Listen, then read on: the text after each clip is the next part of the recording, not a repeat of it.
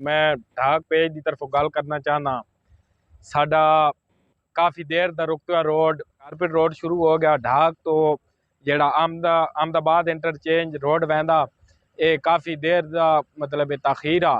ये ढाक तक इंदा काम हो गया, उस तो बाद ये काम रुक गया ते हुण ये मतलब अज काम इन्ना शुरू कर दिता, कारपेट पाउना इन्ना शुरू कर दिता। ये जेड़ा रोड है कारपेट रोड ये जेड़ी दी हदूद है पिछले जेड़ा ठेका होया ये उस दे हिसाब नाल मतलब बासियां तक है तकरीबन इथों 1 किलोमीटर हो रहे ये ना जी इन्हां 3-4 दिन ਦੇ ਅੰਦਰ ਅੰਦਰ ਬਣਾਉਣਾ। भाईजान इंशाल्लाह इस काम ਦੇ ਵਿੱਚ 100% ਮਟੀਰੀਅਲ ਪਹੁੰਚੀ ਔਰ ਇਹਦੇ ਵਿੱਚ ਕੋਈ ਕੰਪਰੋਮਾਈਜ਼ ਨਾ ਹੋ ਸੀ ਗਿਆ, ਨਾ ਠੇਕੇਦਾਰ ਦੀ ਤਰਫੋਂ ਕੋਈ ਕਮੀ ਬੇਸ਼ੀ ਹੋ ਸੀ ਔਰ ਨਾ ਮੇਰੀ ਤਰਫੋਂ ਕੋਈ ਹੋ ਸੀ ਗਈ।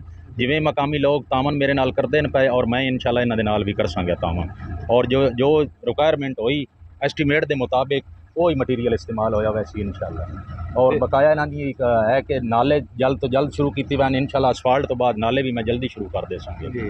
ते दूसरा सर सन ये दसो बा जेड़ा आखिरी उत्ते मतलब स्लैब पाना तुसा वो 10 फुट दी ये मशीन इस्तेमाल कर सो या जेड़ी दूसरी 20 फुट वाली है वो जी भाईजान मैं इसनों पहले भी जेड़ा बेस है इसका असफाल्ट का वो भी 10 फुट कर रहे हैं, 20 फुट मेरी चौड़ाई है इसकी और जी ये वेयरिंग मैं करनी वो भी 10 फुट ही कर सा इंशाल्लाह। उस भी जेड़ा ना कंप्रोमाइज़ कोई ना किया वैसे मटीरियल वो विच पिछे थोड़ा जिहा इशू आया लेकिन वो मेरे ख्याल तुसी उस वेले उत्ते कोई ना है जी। वो जो प्रॉब्लम आए उस टाइम मैं मौके पर मौजूद कोई ना जी। वो भी इंशाल्लाह जो पॉइंट हैं उन्होंने भी मैं इंशाल्लाह क्लीयर कर संगे। भाई और याद पैन बजे ढाक कड्डे तो अगर जो 1-2 जाम बने ना वो इंशाल्लाह बस क्लीयर कर वैसा ते जल्द अज जल्द जेड़ा ना वो तुहाडे नाले दा काम इंशाल्लाह शुरू कर